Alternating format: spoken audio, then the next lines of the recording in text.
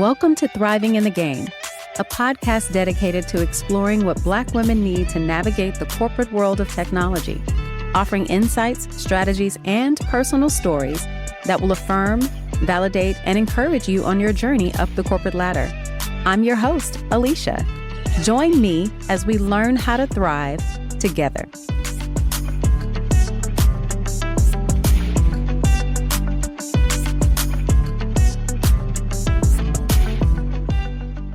As this season winds down, we've got just one more official episode, and I can't believe we are here.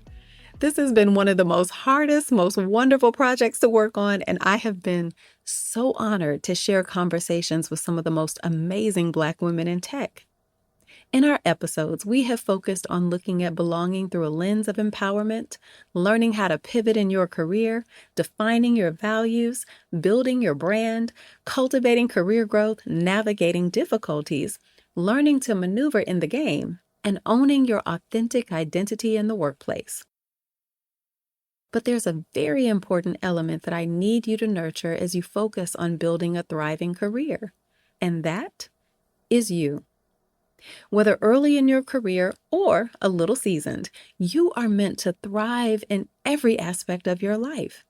My next guest and I were brought together through a mutual connection, shout out to Soft Sides by Laura Colagrande, through what I would call a shared passion for encouraging people to intentionally build careers and lives that they enjoy. Roxy Couse is an e-commerce leader that describes her work as creating magical digital experiences for her customers. She has over 10 years of experience in strategy, UX design, product management, content optimization, and has worked with some of the world's leading brands and retailers.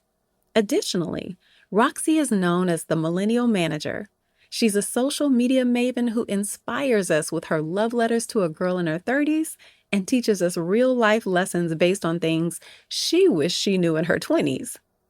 Grab an iced coffee and join us in this conversation as we discuss how early career and transitioning career Black women can create and nurture rich, fulfilling lives outside of work.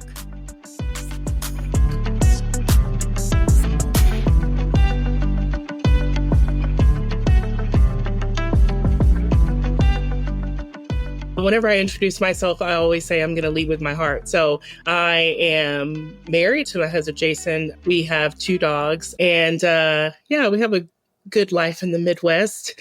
Outside of family, which is so important to me, it's my why. I have been working in e-commerce for over a decade now. I've worked on some in-house teams for some pretty iconic brands. Now I'm on the tech SaaS side. So I work for a SaaS company that's in the personalization AI space. And currently I'm director of community and content marketing. So I'm managing our social media, all of our content. I'm a co-host on our podcast as well. And I love it. I love this work. It's been a great journey, and it hasn't been like a step up or like a parallel path. There's been like some winds and curves along the way, but I love it. There are a couple of key reasons why I wanted to speak with you. One, just your success in corporate. You've built a thriving career in addition to a thriving content career. I mean, you are impressive. How do you do it? And also ensure balance in your life. It's so funny because I just did my intro and I didn't even mention being a content creator because that still feels so, I don't know, it just feels like a little side creative project, but it's actually not because I have this huge presence online now, which is really cool. And I love that because there's all this talk about like building a personal brand. And before COVID, I did not. Like everything I had went into the one job that I had. But what I realized is that one, we're more than just our work. I tell that to my teams. I live that. But also there's so much that we can offer our skill sets in other ways. And that's what content has unlocked for me. So like People online know me as the Millennial Manager. I'm also a homebody. I talk about my shortcomings in corporate because I think it's so important when people see your journey. And I was the same way. I only was focused on a title. I'm like, how does she get there? How does she get to be a director or a VP or like CMO? Like, I'm trying to get there. We don't realize that there's so much that happens between those different roles,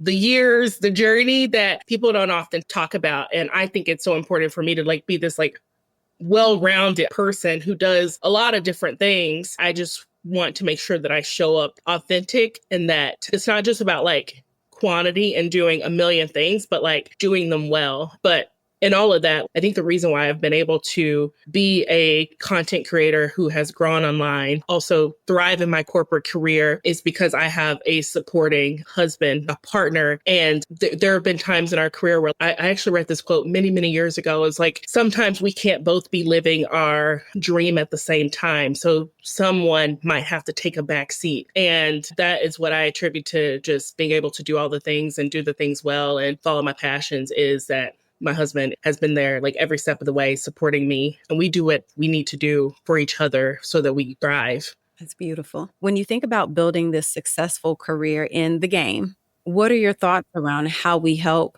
early career Black women in tech set themselves up from the beginning of their career to really design and then nurture that fulfilling life outside of work? Yeah, that's a good question. When I think about my own journey, there's definitely been times where I'm just like, I'm done. Like, I need to get out. I need to figure out like how to get out of this, because there are like systems that weren't built for me to thrive. But one, I try to keep my why in mind. And I talk to a lot of women. I used to do more mentoring, but I've talked to Black women that have left their job with nothing else lined up. I know that that is like, you had to have reached a point where you're like, okay, I can't do this anymore. My mental health is more important than all of this. And like, I completely get it. But there are some things that I have found out along the way, like this is the game. Like, your performance is not the only thing that's going to get you promoted. I've talked about this on like my content. I have burnt myself out, worked endless hours around the clock. I'm working harder than any of my coworkers in previous roles, thinking that like, okay, at the end of the year, I'm about to get a good performance review. I'm about to get promoted. Like, this is it.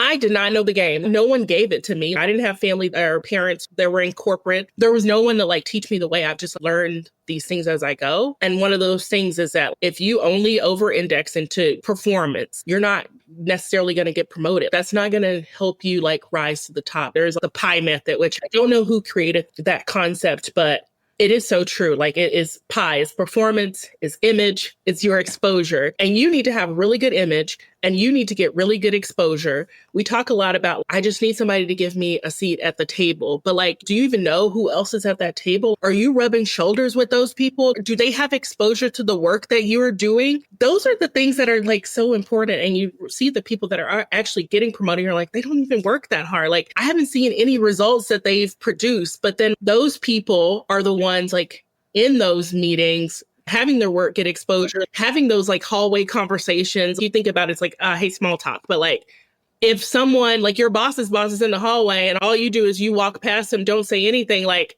there's your opportunity to get your exposure that you need. And like, those micro conversations, they add up. And it's, oh, now this person knows who I am. They know my work. They're like asking me questions instead of my boss. Like, those things matter a lot. And I didn't realize that early on in my career when I was literally just waiting for the end of the year performance review. And also, a lot of times I've found this to be the case. Like, we give everything to our boss. Here's all my work. This is what I'm doing. That could be your blocker, because the only person that now knows that you're doing a great job is your boss. There's a lot of things that are like the perception of your boss. What if leadership doesn't like your boss? Do you think that they're actually going to take their word for like, oh, this person works hard, we need to promote them? Probably not. So you also have to be able to read the room and realize that, okay, maybe I need to get a little bit more exposure and maybe some cross-functional projects. Be strategic about the work that you do take on. Is this getting you exposure to other teams outside of the ones that you're currently in? Like, you have to be really strategic about your career, the relationships that you make, and that's the game. And I love that you bring up, you came into this space without any help, right? Like, your parents weren't in it, but you don't know what you don't know. And there are a few different things that you said that I really align with. So one, that strategy. You have to come in and assess the lay of the land. I think part of that is knowing your values, knowing who you are, and having some initial goals. You have to be flexible with them, but you've got to have some initial goals. And then, like you said, you've got to come in not only getting to know your boss, but your boss's boss, the influencers in that organization, an influencer in the sense of they influence decisions. They may not have the title, but if it's money being spent, if there's a new project and someone putting your name in the mix, those are the right people to know. I think most of us have come in with that perspective. If I work really hard, someone will see what I'm doing and they'll promote me or they'll give me that opportunity at the table. And unfortunately, it just doesn't work that way. Yeah. I think the other piece is you can't forget about your life outside of work. So when I think about well-being, I'm a definition person. So it's a state of being comfortable, healthy, or happy. Yeah. Right. And so work is a big part of that. We spend 40, 50, 60 hours there, some more. But if we think about creating that well-being, I think you also have to have really good boundaries with your work. I love that series about things that I should have known in my 20s. Oh, yeah. Things I wish I knew in my 20s. And one of the important things, or at least I found really important, was you talked about mentally clocking out.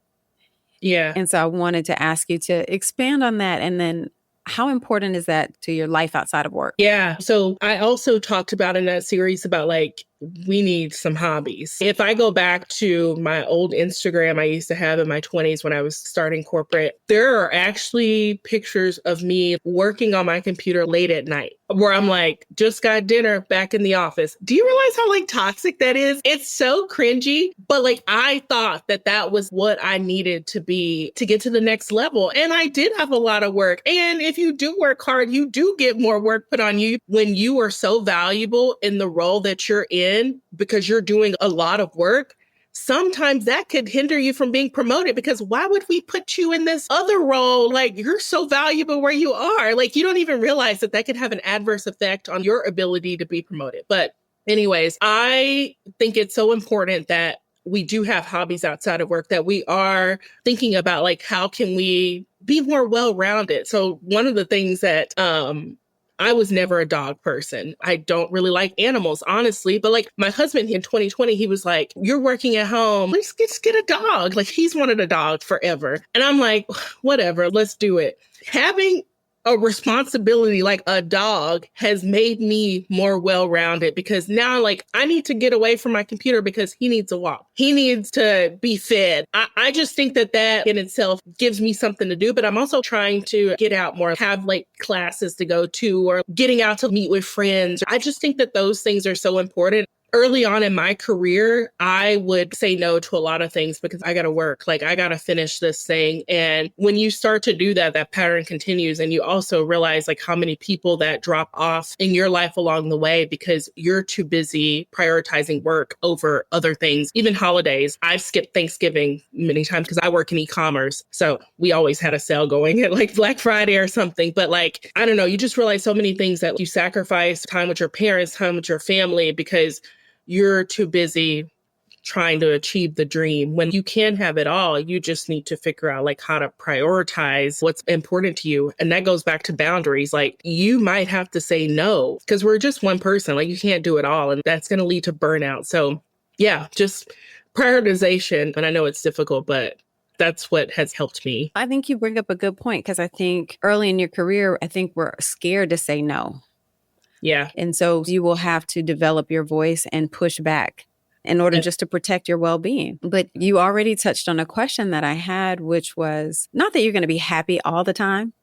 Yeah. But when you think about being healthy and comfortable and happy, how important is it to your well-being to maintain genuine friendships? Yeah, it was so interesting. One of the reasons why my husband and I decided he was going to look for a job like in this current season that we're in was because I was listening to this podcast and I think it's called The Anxious Life. It's actually a book. I can't remember the author, but like one of the things that was talked about was like one thing that leads to anxiety is lack of community. And during COVID, a lot of our friends moved away. People lost their jobs. Like we lost so many friends and families to just like moving away. We did a family vacation in Florida this year. And my husband was just sitting on the beach and we're like, why do we live in the area that we do? I know we moved there for work, but like, why are we still there? We don't have any friends. We don't have any family in the area. And we were just like, we should move. And the main reason why, and I know this, it's definitely like a privilege to be able to say, let's just move, let's figure this out and move. But like, that is one example of how we are trying to prioritize what we need to thrive. Don't sit in your misery. You could sit in that, or you could figure out like, oh, I'm going to start taking some steps to like remove myself from this situation. And that's just one example of prioritizing your mental well-being. We need to listen to ourselves and like figure out, how do I get to a place where I do feel psychologically safe and that I am happy? Because I think we underestimate being happy. And I literally ask myself all the time, it's like, are you happy? I actually talked about that in one of my content videos. I think you should just ask yourself regularly. And sometimes that'll make you cry because you realize it's like, I'm not.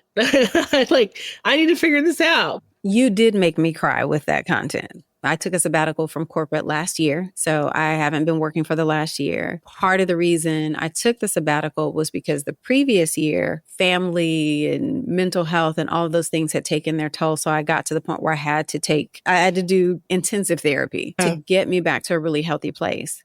That was in 2022. So when I saw myself heading that way last year, I was like, oh no, we're not doing this again. But I do love your content around, I think you asked, are you happy? How are you sleeping? And my favorite question was, how much joy surrounds you?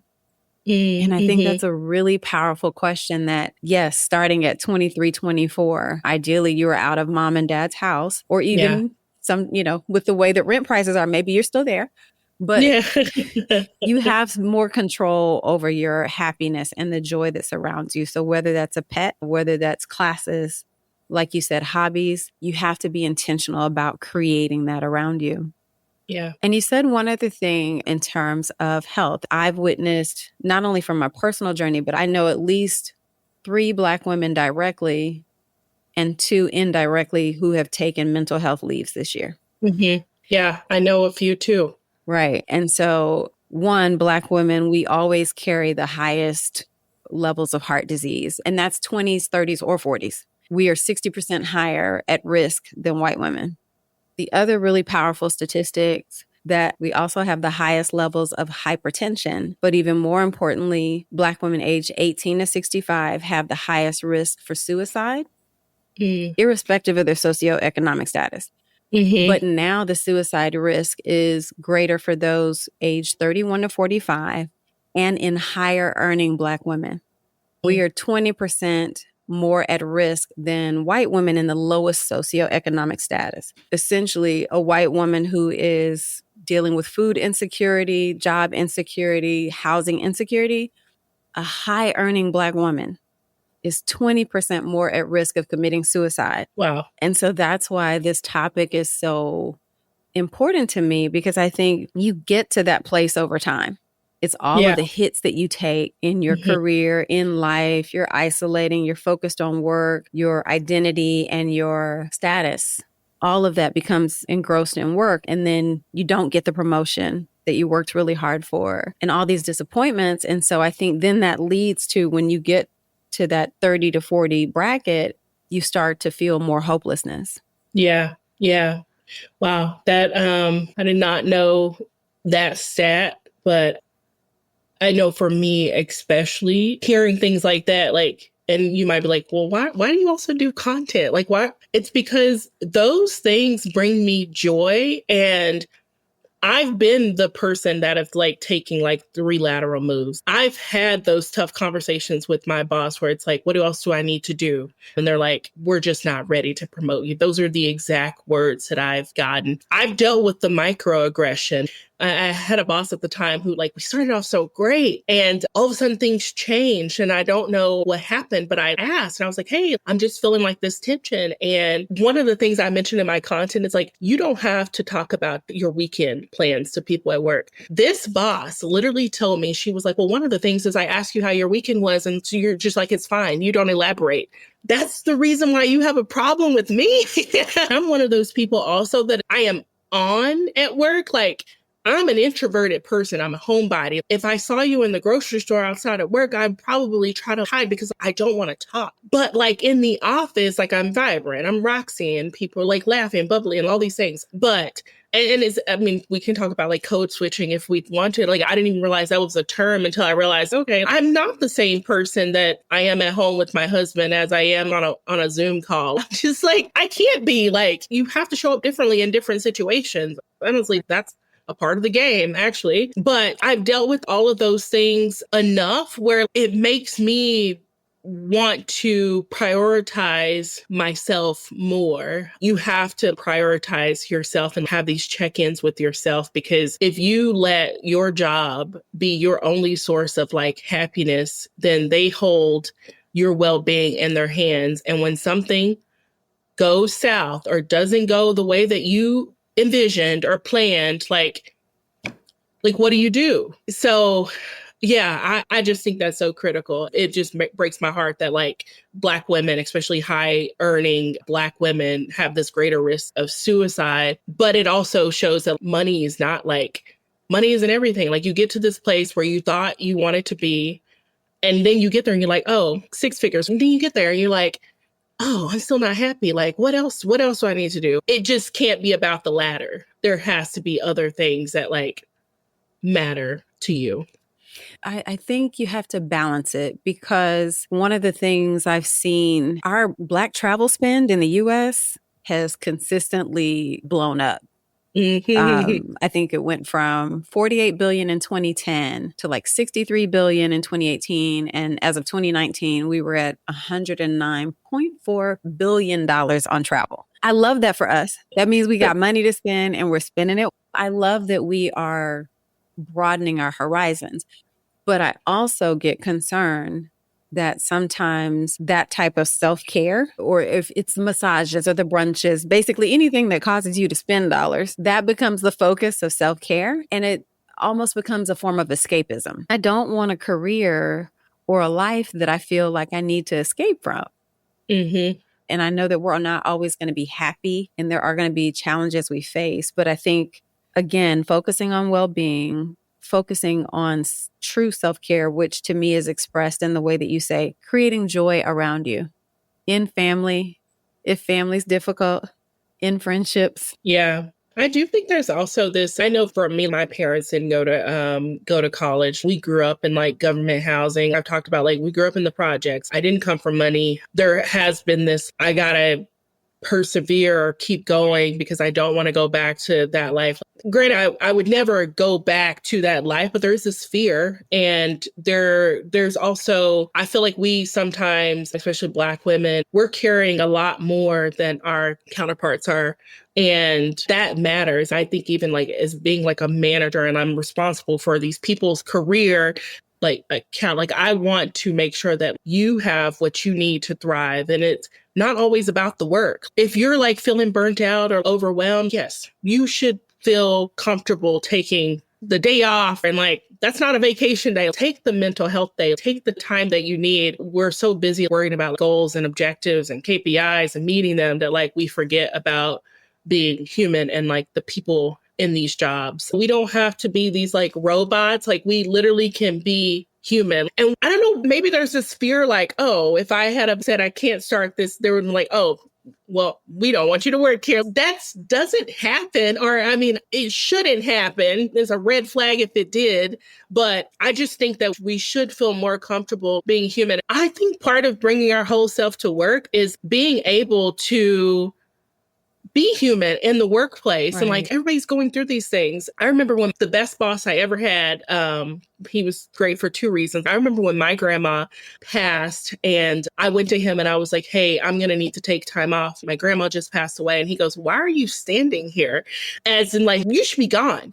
And then when I decided to leave the company, people don't leave great bosses, but yes, they do. I wanted to climb the ladder. I wanted to make more money. He told me like, I'm not going to try to counter or hold you back. This is a great move for you. He's like, but that's not your last move, but it's a good one for you. That's amazing leadership. And we do need to just be more like empathetic. I know the statistic, but I can't remember the source. I think it was Black and non-binary tech workers. Psychological safety has declined in these last few years. So to your point, if it's not a safe environment, we need to work on getting out of it, because you should be able to have a certain level of empathy and psychological safety and trust in your environment. You should be able to communicate, I just had a severe loss and I need to take time. And similar to you, as a people leader, I've had people and I'm like, why are you on this call?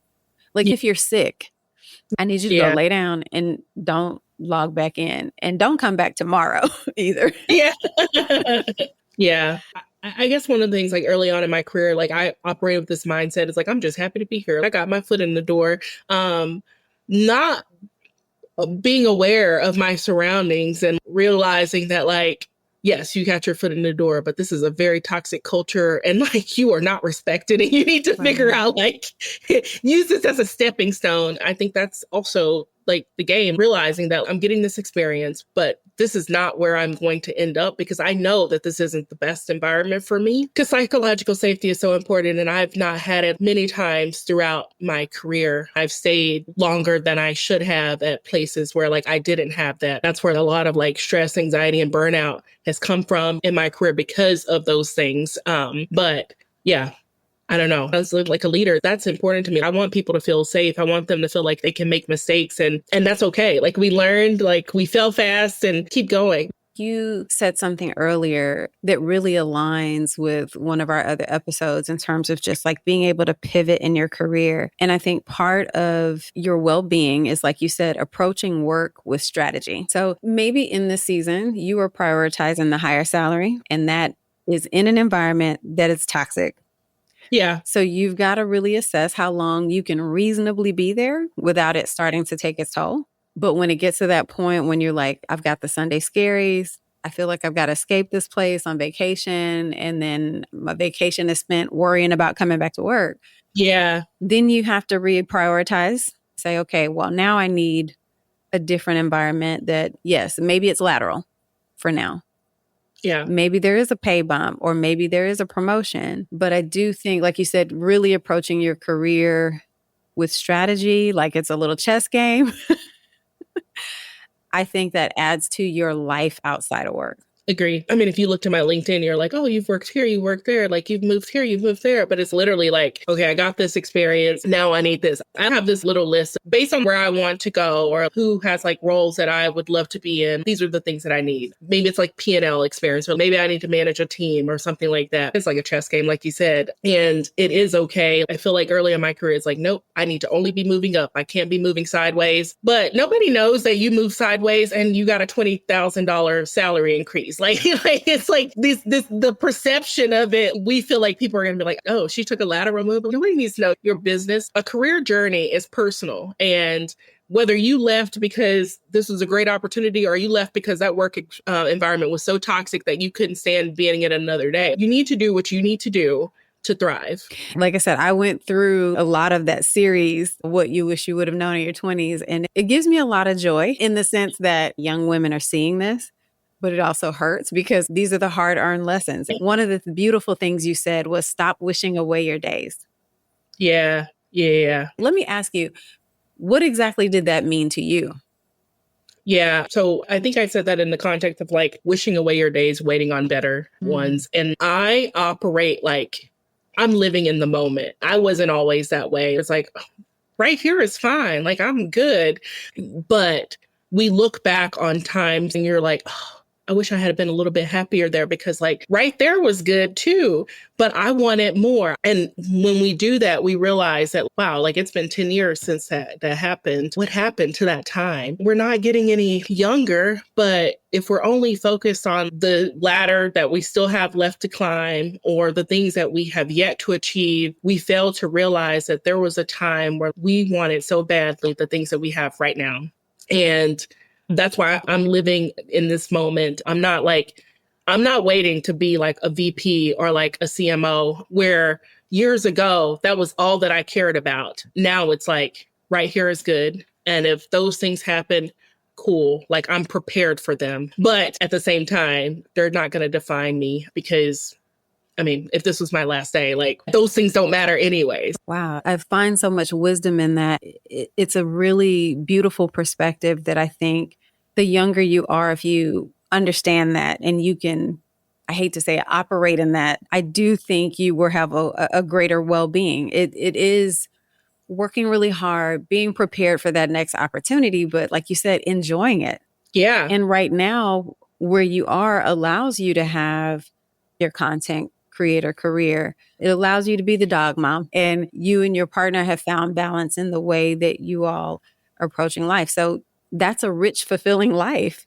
And even if you don't have all of those things yet, there's still, and I really hope you create a product line, because I would love that. I would love that. Creating that joy around you, like, put this on the product so I can buy them. But seriously, so much happens in life. So as we've alluded to, there's loss, there's marriage, there's babies, there's caring for sick family members, or raising aging parents, as I call it. And because I'm in that space now and they do not listen, or even just unexpected health crises. So with that in mind, and also balancing that with trying to take care of yourself, and as those responsibilities change, how do you recognize when you need help doing that? Yeah. And are there some ways that you have done that, whether it be coach, therapist, et cetera? Yeah. Yeah. So I do believe in therapy. Yes. That has been so important for me. I just realized that I cannot do it all. And we think that we can, but it's so important to realize, like, you shouldn't feel the need to do it all. And asking for help, asking for support is critical in this desire to have this like healthy balance of work, life, all of the things. And I'm not afraid to ask for help. Even early on in my career, I would never ask my boss for help, because then that would be viewed as like, I'm not fit to do my job. But now I realize that I have to. Otherwise, like, I'm not going to be able to thrive. I might not be able to do my job to the best of my ability. Me and my husband, like in our house, we do the things together. Like, we both cook, we both clean, we both do laundry. That's not my responsibility alone. And I think that that's important too. Like, we feel like we have to do all of these things and do all of these things well. And people are expecting all of these things of us. And it is probably because we've been doing them so long that like now no one else can do their job in our life because we're doing it all already. So, yeah, we have to be willing to ask for help. I have really great mentors as well. I realized that was like critical for my career. One of my mentors right now, he's actually a white male in finance. If you want to be given the game, get someone that's different from you to be a mentor, because I always thought like I need a Black woman mentor that's above me, because I need to know like how they got there. But we don't really exist in the corporate space. If you're looking for that ahead of you, you may not find it. You know, if I think about you, you're a director. If you have even 20 people coming at you to be their mentor, then that taxes Roxy out, and then she's exhausted, right? So seek that diverse perspective. I've learned so much from having him as a mentor that I feel like that has impacted my career. It's like, oh, I know this other part of the game. I didn't know that this was important. So yeah, asking for help, seeking diverse perspective, and just realizing like you can't do it all. And that's okay. Yeah. And you mentioned that you typically live more in the moment and you're much more appreciative of where you are right now. How did you get there? So I'll be honest with you. In 2020, like I found out I had lupus. I talked about this on like my content, so like not a secret or anything like that. But like in your 20s, you feel like you're invincible. Like nothing can touch me. I'm doing all these things and I'm just like living my best life, YOLO. I realized, and although like I like have been able to get it under control, it felt like it was like, okay, now I'm not perfect anymore. That's how I felt. I need to go to the doctor more because again, like I didn't prioritize like going to the doctor that often either. I didn't think that was as important unless I was like sick. I realized then that I needed to focus more on where I am. Many years ago, Oprah had this like Oprah Life class, and I got her journal. There were some things that I wrote in the journal. I had like 5 goals. Like I need to do these things.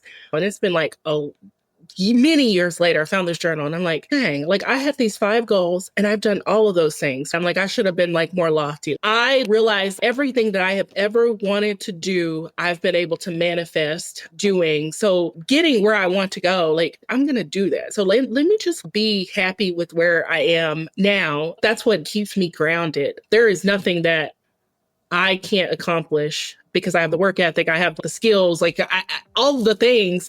But being present now means that I'm just more well-rounded. This episode really hit close to my heart. Roxy and I had this conversation several months back, and the world has changed so drastically in what really is a short amount of time. Now more than ever, Black women, we have to take care of ourselves. We have to be intentional about nurturing ourselves, about building community and connections, and most importantly, building lives outside of work that we enjoy. The habits you establish early on in your career have long-term effects. They can either lead you to burnout or they can lead you to thrive. Although I love a beautiful beach, we are not meant to just live for weekends and vacations. This is not a generational battle. This isn't even about work ethic. This is about your well-being. It is decisively choosing to take care of yourself, physically, mentally, and emotionally. Don't wish away your days for better ones. Be present and enjoy every moment of climbing that career ladder with gratitude, while also having a solid joy to lean on when you experience career disappointments. Take some time and ask yourself, when was the last time you were happy? How are you caring for yourself in this season? In what ways can you actively create joy around you? And how are you creating balance as you manage the responsibilities of life and your career? Drop some suggestions in the comments. We can all learn from one another. Our journeys won't all look the same, but we can find community in nurturing ourselves. As Roxy and I wrapped up our conversation, I asked her if she had any recommendations to help early career and transitioning career Black women begin creating balance and fulfilling lives outside of work. One of the things that I would leave listeners with is that you have everything you need to be successful. If you never picked up another self-help book or tips and tricks on how to get to XYZ, you are going to be okay. I think we often try to diagnose ourselves and like, oh, there has to be something wrong because this hasn't happened for me. It's going to happen for you because you've done the work. Like you're prepared. Just like figure out like how to get that balance between the work that you're doing and where your happy is, especially like if your happy is not being found in the work that you're doing. Like sometimes it's a job, sometimes it's something that does bring us immense joy, but it doesn't always have to be. Like if it's helping us to get to where we want to be, that's cool too. But find something else that does help you to prioritize your joy and like your mental well-being, because that balance is so important. And that's how you become like this well-rounded person and feel good about where you are in the moment. Wow. Thank you so much, Roxy. I appreciate your time. Thank you for having me. I really hope you enjoyed this episode. Take some time to reflect on what you heard here. Be sure to follow us on IG and subscribe to our newsletter on Substack. Find us at Thriving in the Game on both. If you have a comment or recommendation, DM or email me. You can find my email in the show notes. I'd love to hear from you as we build community around thriving in the game. Until next time, take care.